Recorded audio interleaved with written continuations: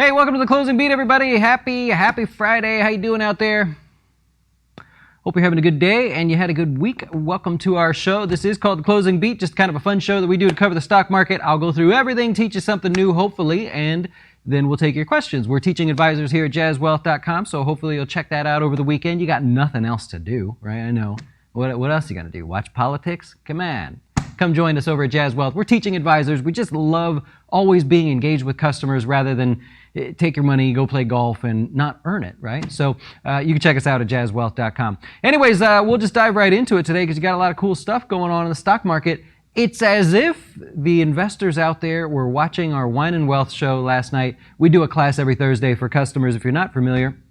And we were talking about the stock markets last night in great detail to say, well, what in the world's going on out there? But if you take a look off to the right-hand side of your screen, you can see 0.5% gain on the Dow. You got about a little over 0.5% on the S&P. NASDAQ, the same thing. The Russell had a good day as well. Got a lot of cool things that stick out today that have been not that way all week. So is this the start of something, or is this just a one-day wonder? So let's take a look here. Going over to the charts. Oh, what is that? Weird. If we go over to the charts there, you got the Dow. So the Dow's back to positive year to date's up just about 1% overall. Look, and the reason, if you take a look through the Dow there, you got McDonald's helping out today. You got Walmart helping out today. Visa helping out today. Awesome move in Visa, our breakout trade there that one of our customers emailed to let me know he's making some dough on that trade that we've been covering there for that Visa, so I love to see that. Those were your biggest contributors of the day. Home Depot was a drag on the Dow today, not really that big of a deal, just a slight pullback, I think welcome by most people out there. I would say Apple was a slight drag as well, very, very, very light, not really a big deal there. But nonetheless, that's enough. You have broad participation, which is going to be our drinking word of the day, broad participation, to help the Dow move higher uniformly, right? Not just because of one or two stocks, so looking good there.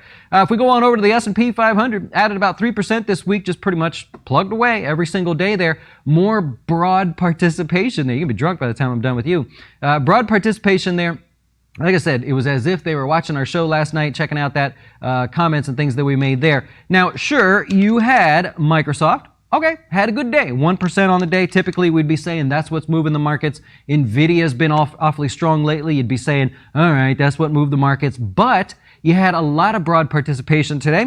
You had Coca-Cola, right? Coca-Cola, actually one of the biggest contributors in the S&P. You don't see that. You very often don't see that. Pepsi looking good as well, moving outside of that range. That one I thought was rather interesting there. You had Visa, of course, doing really well there. To go around to different sectors, you had ExxonMobil recovering a little bit there. You got Disney moving to highs there. Booking Holdings, we happen to own that. We're excited to see that one actually doing really well there. You got Starbucks, right? Oops, nope, got excited. You got Starbucks moving higher. So you have a broad range of stocks in a broad range of sectors. Did really well today in the S&P. I mean, it was really, really interesting, I thought. Everybody came to play. Salesforce.com and Apple were going to be the drags on the day, which is really not even that bad. Salesforce just essentially took the day off, and we already talked about Apple. So really, really cool there if you get to see what's going on in the S&P today versus every other day, right? So now what I want to do is have you take a look at one of the negatives. There's a catch. Right? Unfortunately, there is a catch. You get the markets higher, you're going to have yields moving lower. The S&P yield has actually hit its lowest point here since 2004, 1.62, just a tick over that, actually. So we're going to highlight this a little bit more in the research section there, but this is basically looking back over 20 years, 1995.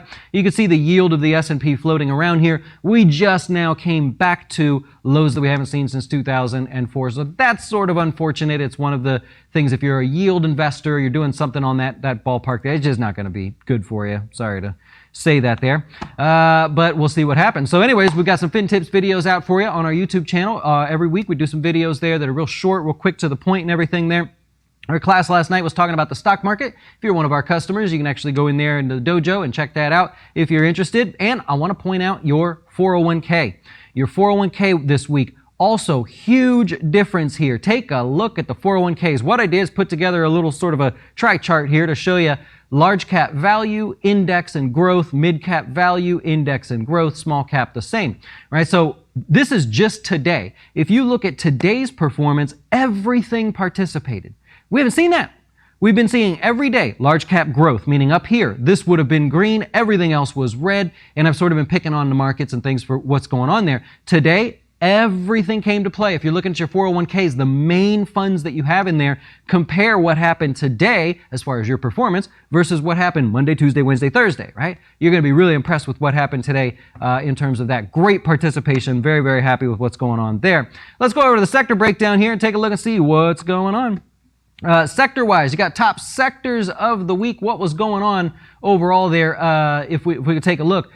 It was close. It was really, really close. Now today, you can see they were all in the green. Every single sector was positive. Broad participation there. So keep that going if you're having a drink with us. But financials were in the lead as the best performing sector of the week. Unfortunately, communication services took over. Financials up 4% on the week. Communication services up 4.5% on the week. So that was because the other day when Facebook had that amazing move there. Utilities are going to be the only sector that was down on the week with a slight spike in interest rates there. Otherwise, you got healthcare looking strong there. You got about 1% added there. You got basic materials, which we use the XLB to track that. 3.3% over there. Industrials, a lot because of the transports there. Industrials up 3%. Consumer staples also had a good week there, hitting new 52-week highs up 2%. Sector-wise, all looks good for the week. Now for the day, if you take a look here, you're going to have your best performer on the day is going to be energy by far, 1.8% gain on the day there. It's just recovering from this week's little drop from when ExxonMobil got booted from the Dow and all that great stuff there. But today, ExxonMobil recovering from some of that drop. That was the biggest contributor by far in the energy space. Basic materials hitting new 52-week highs there. That's going to be thanks to names like, well, Lind, you know that's a strong one there, but Newmont Mining, 3% gain on the day. Why is that? The price of gold seems to have made up its mind here in the short term that it's going to try to bounce off of this 19.25 area. Very strong day for gold, up $40 overall.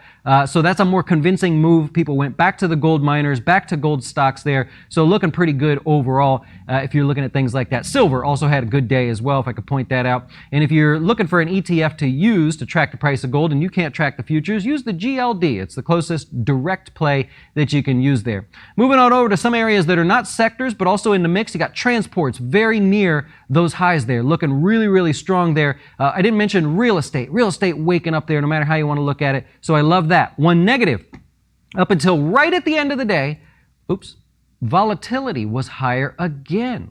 So volatility is something we've been pointing out in the classes and things like that. Volatility still remains elevated relative to where the market's at and compared to where it was before the virus. So today, again, just like yesterday, volatility was higher all day. Right at the end of the day, it sold off there. So I don't know. We'll see what happens. Like I said, the broad participation today, broad participation today was really just awesome. It was good to see. Is it one day? What happens on Monday? Do we go into that with more momentum, or was it just a one-day wonder? We'll see what happens there. All right, going to go over to the new highs, new lows for the day. Let's take a look and see what's happening there. You got a total of 27 new highs, couple interesting ones on the mix there. You're going to have Agilent breaking out. We've talked about this a couple times this week, looking better and better. Granger Worldwide, how I say it there, moving to new highs. That breakout continuing. We pointed that out 3 days ago. So that one's looking good and continues to do really well. I have no problems with that one. Expeditors. It's a consistent, steady uptrend. Very tight, not too extended like your Facebooks and things like that. Very tight, consistent uptrend. These can continue for a while. That one looks good. You got Broadcom up there in the mix as well. Now, Broadcom's going to report earnings tomorrow. We'll cover that in a second, but next week. New 52-week highs there for Broadcom, looking pretty sweet as well. I thought the way it closed at the highs of the day with basically average volume, I thought that was impressive. Closed at the highs of the day versus sort of floating back down at the end of the day. Nobody took profits into the weekend. If you're going to see a strong stock start to fade away by the end of the day on a Friday, it means there's some reason that people are not willing to hold that stock over the weekend. Could be anything, I don't know, but you didn't see that. So it gives you momentum going into next week. Visa. That's the stock we talked about. This breakout, God, it's been forever. We finally got it to wake up there, headed up here towards highs. One of our customers was trying to sell it at 217, didn't quite get there. All right, got to wait another day maybe. But nice move on Visa, also starting to get extended. I would say maybe people would consider enjoying the profits that you have if you played along there or had owned this stock. Maybe you scale back a little bit, but I can't tell you what to do here, of course. And those are your notable new highs for the day. All but one of them closed in the green for the day, so I like it. Actually, I think it was Abbott Labs. Abbott Labs is the only one that hit new 52-week highs, came back and closed in the red. No problem there. Let's go over to the watch list there and check out some of the cool things that we're looking at next week. Here's what's going on. You got earnings season's basically over, right? It's just not really that exciting, but you have a handful of names still due to report. I put a list of them on there for you. I'll go through them real quickly because these are the top performing stocks historically that beat on earnings, revenue, etc. So I've got some stats for you. Broadcom beats on earnings 95% of the time and beats on revenue 80% of the time. It's been around for a while now. Average move is plus percent. 5.14% is what I'm trying to say there. They also pay a 3.8% dividend. So if you happen to own that, it's not one that's usually very, very volatile around that, but you can see what's going on there. Cloudera. Cloudera reports earnings. They beat on earnings 92% of the time, beat on revenue 83% of the time. However, there's only 12. So they've only reported 12 different quarters there, so it's not a lot of history. Average move is 15%. That's going to be a real volatile one. If you own it, you know to expect volatility, nothing else to it. Workday, actually, I think I missed this one. Workday, they reported earnings already. They beat by 18 cents. Revenues came in as expected. It is normally a very volatile one. The average move is 5%. It went well beyond the average move today, adding 12%, so that one's kind of not helpful. Signet Jewelers, very flat there. They beat 85% of the time on earnings, 59% of the time on revenue. Average move is $8. 8%. So careful.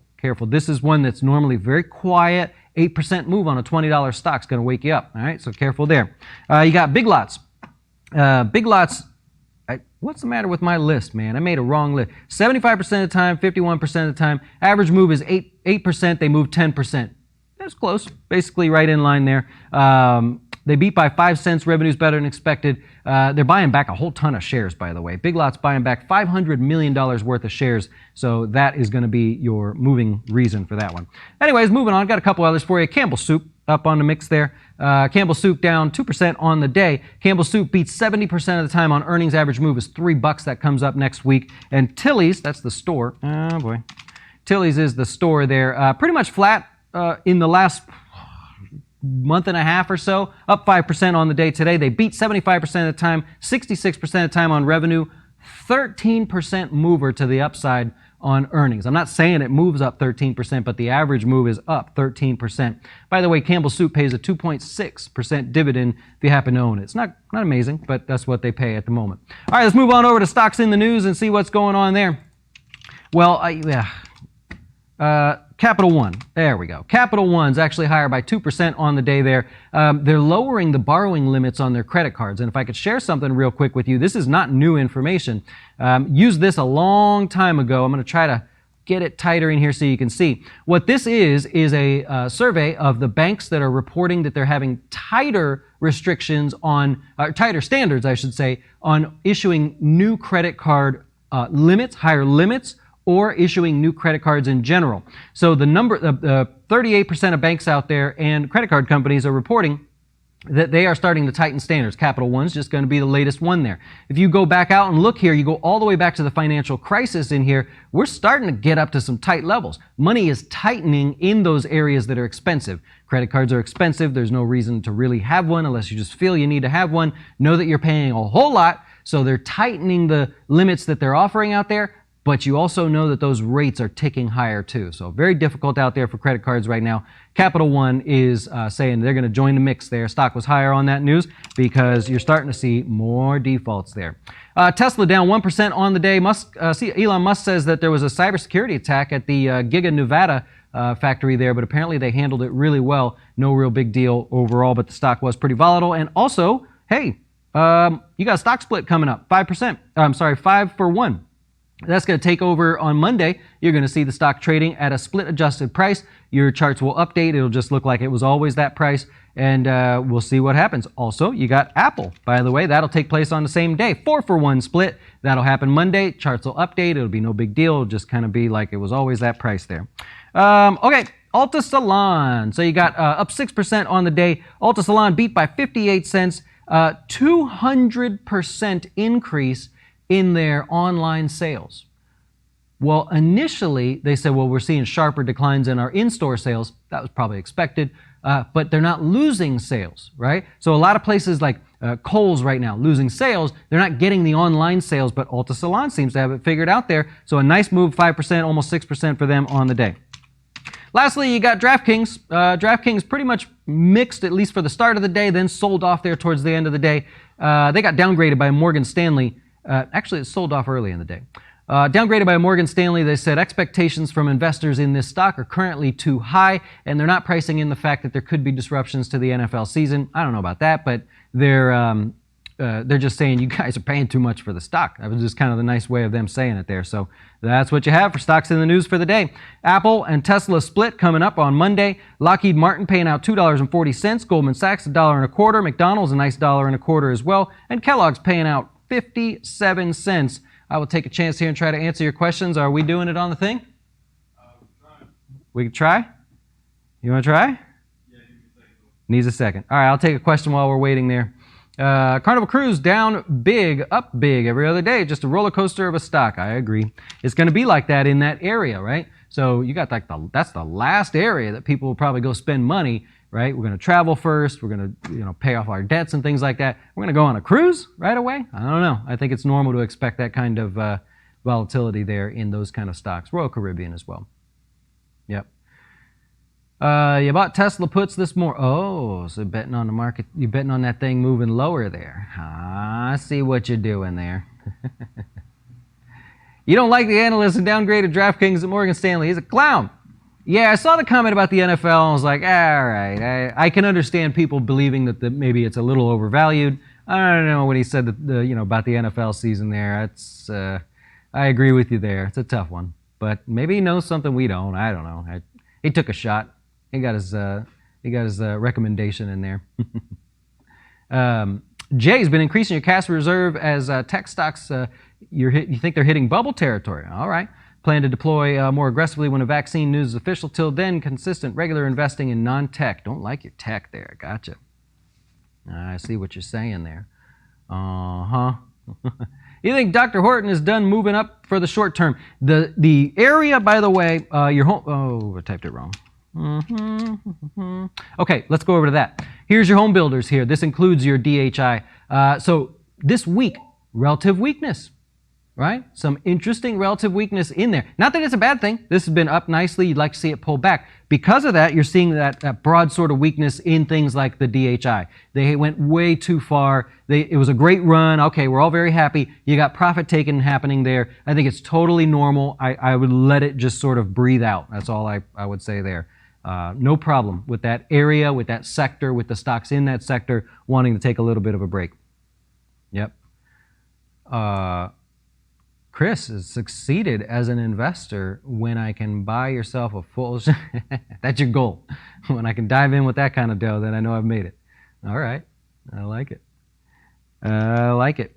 Have we looked at CrowdStrike in any of the recent ones yet? Yeah, we did as it was recovering. It's probably been about a week or so since we looked at it. You like to see that it's moving to new highs there. I don't know if you own it or whatever, but I would say those... Oh, you can see it. Those sell-offs here, in here, typically don't recover as quick as they did. That's a good sign. Not the fact that it did it once, but that it did it 2 times after a pretty sharp sell-off. I think you like that if you're an investor in that name. Yep. Oh yeah.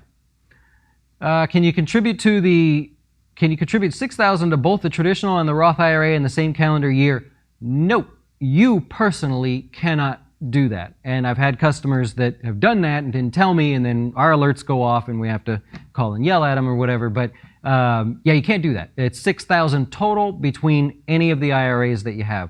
Careful there. And whatever brokerage firm you're using, if you happen to do that, they should catch that. It's pretty common issue. Yep. Oh yeah. Thoughts on the new Fed inflation policy? I actually like that they didn't decide to cap long-term rates. Maybe they will. I don't know. But I like it. I have no issues with that. And I thought it did a lot. I thought it went far for the market to allow them to seem more like they're stepping back.